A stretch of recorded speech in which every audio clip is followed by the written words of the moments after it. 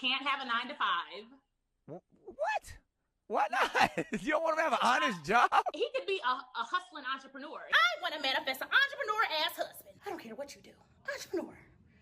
Graphic designer. Sell t-shirts. Sell drugs. Entrepreneur. Okay? A few moments later. Just my finances. Like, the budgeting. You see how I am. We were in Bloomingdale's yesterday. I'm like, we have to go to H&M. I just don't have it, like, to spend. But one thing about them tables, though, boy, listen. One thing about them tables, boy, they don't turn. I don't give a fuck how long you sit there. It looks like B. Simone is broken. Based on her new podcast, she deserves it. B. Simone is an influencer that got her big break on Nick Cannon's Wildin' Out. You made a song about a cow. I know you think you the bomb. Hey, yo, Nick, chicken heads, they belong on the farm. She built a huge following on Instagram, wrote books, and was a prototype for the Manifest Everything girl boss. But the last time I really heard about B. Simone, she was bragging about how she makes over $600,000 a year by charging her fans access to her close friends on Instagram. So it's a product. You go to my website, you buy the product for $9.99. Monthly. It's subscription based. So they buy the product and we add them manually. So it's a whole system behind it. It's a lot of work, you know, It first started as entertainment. Like, I'm traveling, I'm doing this, I'm doing that. And as I evolved, it turned into a lot of motivation. And now they get behind the scenes access of my life and they get webinars. On this latest podcast episode, she admitted that she was not only broke, but struggling. And then she also got exposed by her friend on that same podcast for being a horrible friend as well. I had to get my car repossessed. Jesus. I had to go through the food stamps line. I had to be on Medicaid. All this happened to me this past year. Jesus. I saw you give a check to somebody to help them through whatever they went through. And it's like, God, like, nobody didn't give me a handout. As a friend somebody who has it, it's hard to digest. But I'm Jew. Welcome to the channel. Please like and share the video. Don't forget to sub. Now, let's get into it. Just my finances. Like, the budgeting. You see how I am. Nitpicking every little thing. I've never been like that. We were in Bloomingdale's yesterday. I'm like, we have to go to H&M. Yeah. Like, I notice it in me now. Just nitpicking. And it's not even, I just don't have it, like, to spend. The liquid. Yeah. I'm used to having liquid. H&M catching strays is nasty work, but most people will have zero sympathy for B. Simone because of how she acted when she was up. For instance, her talking on an interview with Nick Cannon about how she would never date a 9-to-5 man, as if they were beneath her. He can't have a 9 to 5. What?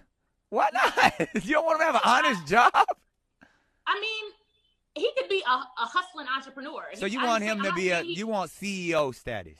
Yes. Okay, he can't So like he can't be clock like, in and clock out. No. Damn, B. I think Simone. entrepreneurs should date entrepreneurs. Okay, but still, there's people who have really good jobs with vocational skills. If he's a mechanic, I'm sure, but no, you're not going to understand my lifestyle. You're not going to understand why I'm up at 3 a.m. Damn, you're making this hard for me.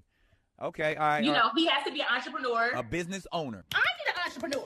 I need somebody that understands my mindset. Somebody that has the same lifestyle. It has nothing to do with money, everything to do with lifestyle, okay? When I'm in the bed at 3 a.m. checking emails, what you doing, babe? Working. What you doing? Working. Okay, love you. You want to hop on a flight tomorrow? I have a meeting in out of town. You want to go? Okay, let's go. Okay, you understand my life. You understand what I'm going through. I want to manifest that. What do you want in a man? What do you want? Let's start there. What do you want? Let's manifest it, baby. You can have it. Whatever you want, you can have it. Manifest that shit. Ain't nothing wrong with a nigga with a 9-to-5. Ain't nothing wrong with an entrepreneur-ass nigga. Manifest whatever you want. I want to manifest an entrepreneur-ass husband. I don't care what you do. Entrepreneur. Graphic designer. Sell t-shirts. Sell drugs. Rapper. Entrepreneur. Okay? I feel like a lot of people fall into the hustle entrepreneur trap online, where if someone looks busy or like they're hustling because they have businesses popping up or they're always promoting something, that people think that they're successful in making money. When in fact, 20% of businesses fail in the first year, 50% fail within 5 years, and within 10 years, 80% of businesses fail. And even those businesses that don't fail, a lot of entrepreneurs are broke and living check to check. So looking down on people that work 9-to-5s that probably make more money than entrepreneurs and have more money stacked up, whether that's retirement or whatever else, is just dumb and lame. But her whole vibe kind of reminds me of Dame Dash, who went on a Breakfast Club and was talking down on men that have jobs and bosses. There's no money in this world for someone to pay me so they could call me, so I could call them a boss. That's like calling somebody daddy. How can a man call another man, yo, that's my boss? We don't do that. I mean, everybody at some point has to have a boss, right? No, not in Harlem. But meanwhile, he's $1 million in debt with a bunch of different companies that aren't really doing much for him. But the podcast got even worse for B. Simone, as her friend Shekinah, who was on there with her, explained that while she was broke and struggling, B. Simone refused to help her while making millions of dollars and looking out for several other people around them. Being a best friend with a celebrity, everybody thinks that, oh, because you're connected to this person, then your life is just as grand as theirs, or you got it, or they helping you. Baby, didn't have a job, living with my parents, a single mom. All this happened to me this past year. Jesus. And then it's like to not have resentment in my heart towards you because I saw you do this for other people. I saw you give a check to somebody to help them through whatever they went through. And it's like, God, like nobody didn't give me a handout, but guess what? That wasn't your responsibility. God had to take me through that for my own season, for my own thing. I had to get my car repossessed. Jesus. I had to go through the food stamps line. I had to be on Medicaid because whatever I'm building my story too. But it's like, as a friend somebody who has it, it's hard to digest. The craziest part about this is if you didn't know they were talking about B. Simone, based on her reactions, you would think they were talking about somebody completely different. I mean, I watched you give checks to so many different people. Jesus. I know I lost my house after, when I got fired, I couldn't keep up the note. My God, on today. And my car, they repossessed that because I didn't have no money. I couldn't even go try to get a new job. And Jesus. And my mama had the gout. Lost her whole left toe. Jesus!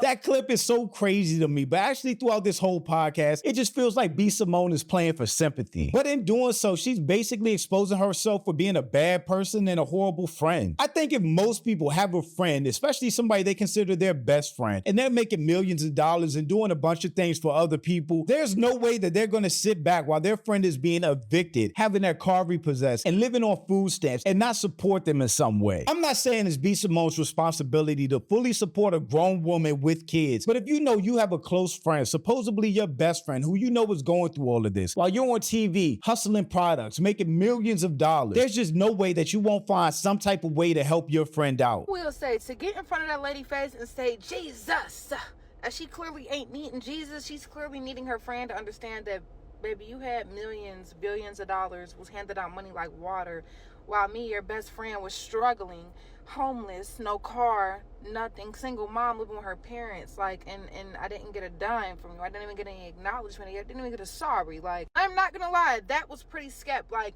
and at the end of the day, me personally, my best friend would never, like, I'm not gonna lie, my best friend would never be out here hurting. My best friend would never be out here broke. Anybody I love in general, if I'm up like that, matter of fact, I don't even give a fuck if I'm up. If I got it, anybody I love, best friend included, would never struggle. Like, see, I could understand if it was just the outside friend, somebody that you just kick it with here and there. But no, this was somebody you really titled as your best friend. And then the best friend trying to forgive it and look past it by saying, well, she didn't have to do nothing for me. We grown, woo, woo. If a motherfucker is not beneficial to you, I don't give no fuck what nobody said. They need to move the fuck around. Because I know somehow, some way, you was beneficial to her. Even if that was being around her or letting her vent to you and shit like that. Like, it was some reason she had you around. And really, she probably was feeding off of that whole you struggling shit. And that's literally what you call a monitoring spirit. Because, bitch, what is you around me for just watching me struggle and not trying to help me progress or grow? Like, what the fuck? There are people out there that work 9-to-5 jobs with families to take care of and bills to pay that will still loan their friends money or give them a place to crash or try to help them find better job opportunities. Basically anything to help out a struggling friend, because that's what friends do and that's what friendship is. It's either one or two things. It's either B. Simone is a terrible fucking friend, or the women that sit across from her on these podcasts are misinterpreting the level of their friendship. They see her as a best friend, but she don't look at them like that.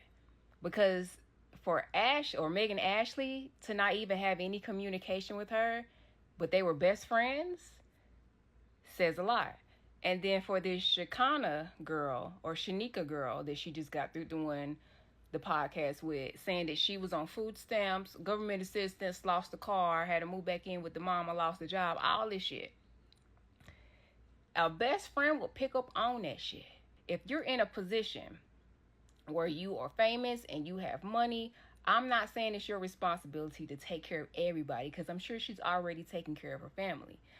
But you can at least, if you consider somebody your best friend, put them in a position to win. I'm not about to be out here living like a millionaire while my friend is struggling getting their car repossessed or being homeless. That's crazy. But I really think the most damaging and revealing thing from that podcast is that same friend Shekinah calling B. Simone to tell her she got a great opportunity that could lift her out of her financial struggles. And B. Simone, who is a millionaire influencer with millions of followers, hated on her. That was another point in our relationship.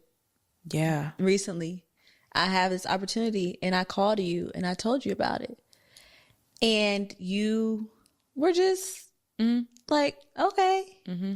And you called me back. I called her right back, y'all. I was so convicted. Like, I was so convicted. You were like, I didn't like how I felt when you told me that. And I was like, what do you mean? You were like, I don't know what it is. I'm talking this out in real time. But whatever it is, I don't like what I felt. And I said, did you feel jealous?